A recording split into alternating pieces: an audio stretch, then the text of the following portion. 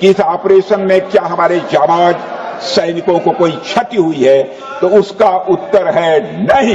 केंद्र सरकार ने ऑपरेशन सिंदूर के दौरान शहीद हुए 6 भारतीय सैनिकों के नाम पहली बार आधिकारिक तौर पर सार्वजनिक कर दिए। करीब 13 महीने बाद इन वीर जवानों के नाम नई दिल्ली स्थित नेशनल वॉर मेमोरियल की वेबसाइट के रोल ऑफ ऑनर में शामिल किए गए।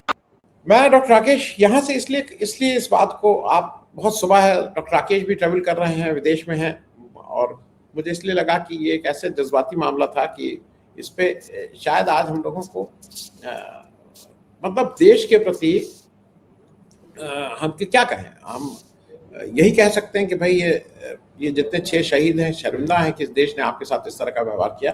और डॉक्टर राकेश, मैं इसलिए बता दूं, कोई फौजी नहीं है, लेकिन फौज में जाने का केवल एक मोटिवेशन होता है।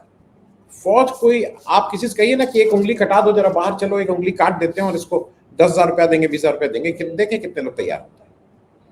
जिसके पास खाने को भी नहीं है ना, वो भी शायद अपनी उंगली कटाने को नहीं तैयार हो। ये बात मैं सिर्फ इसलिए कह रहा हूँ कि ये जो जज्बा होता है, ये शायद इसलिए होता है कि वो एक्नॉलेज किए जाएंगे, उसका गांव, उसका घर, उसके लोग उसको ये कि भाई वो देखो वो शहीद का बेटा है, वो देखो उसको है। वो अगर आप उस किसी से छीन रहे हैं तो ये देशद्रोह से भी ज्यादा पाप है, और इसकी सजा क्या दी जाएगी मुझे नहीं मालूम, लेकिन सजा, क्योंकि इन लोगों को तो सिर्फ चुनाव आता है, इनको सिर्फ वो। मैं डॉक्टर राकेश पाठक इस पे एक टिप्पणी, क्योंकि आज हम सब लोग थोड़ा दुखी होके और थोड़ा शर्मिंदा होके इस कार्यक्रम को कर रहे हैं। डॉक्टर राकेश पाठक, निश्चित तौर पर आज का दिन हम सब के लिए बहुत भारी है। सबसे पहले तो हम अपने शहीद जवानों को हम सब मिलकर श्रद्धांजलि देते हैं, उन्हें सैल्यूट करते हैं। सर्वोच्च बलिदान से बड़ी चीज दुनिया में और कुछ नहीं होती। अपने देश की हिफाजत में अपनी जान न्यौछावर कर देना, इससे बड़ी वीरता, पराक्रम, शौर्य क्या हो सकता है?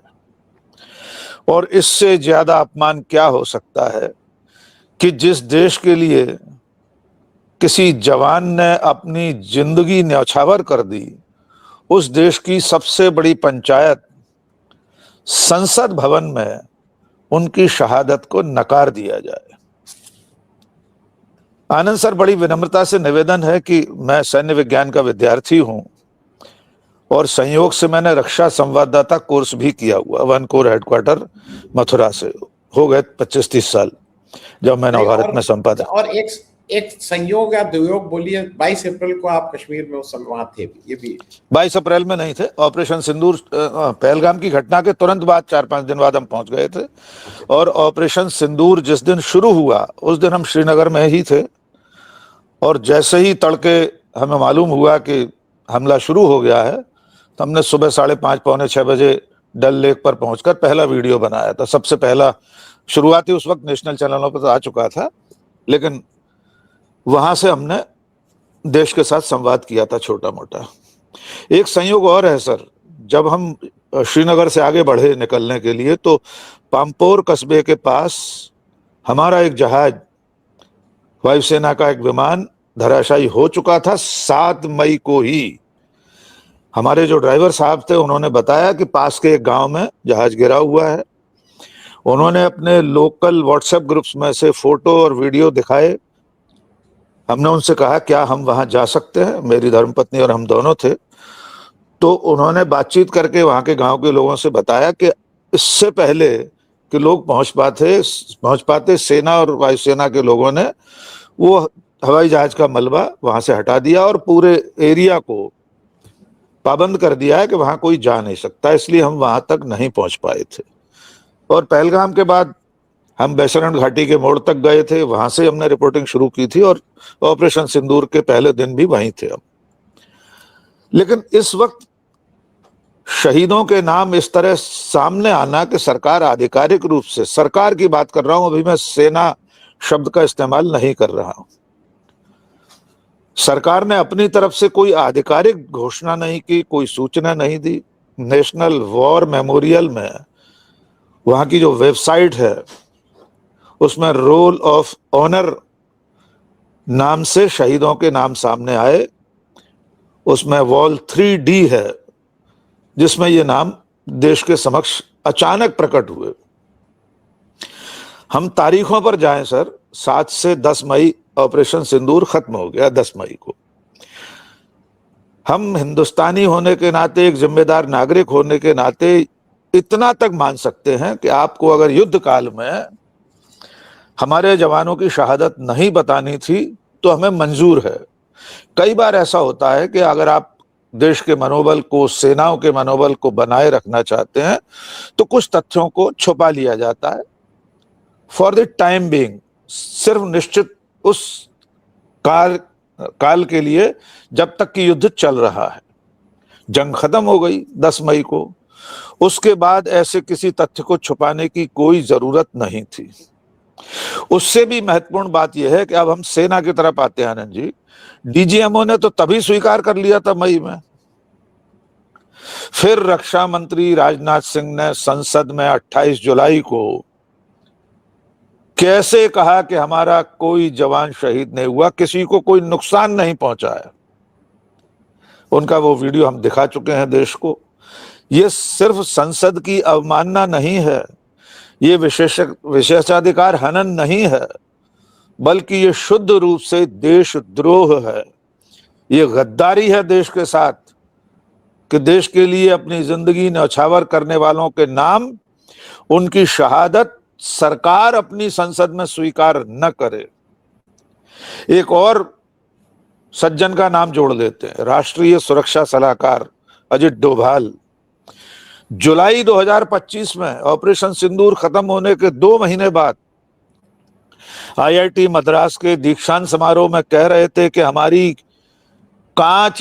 खिड़की का कांच भी नहीं टूटा। उन्होंने चुनौती दी न्यूयॉर्क टाइम्स को, जिसने ये दावा किया था कि जो हमारे क्रॉस बॉर्डर फायरिंग में पुंछ और राजौरी सेक्टर में लोग मारे गए थे, उसका जिक्र और तस्वीरों के साथ न्यूयॉर्क टाइम्स ने खबर छापी थी।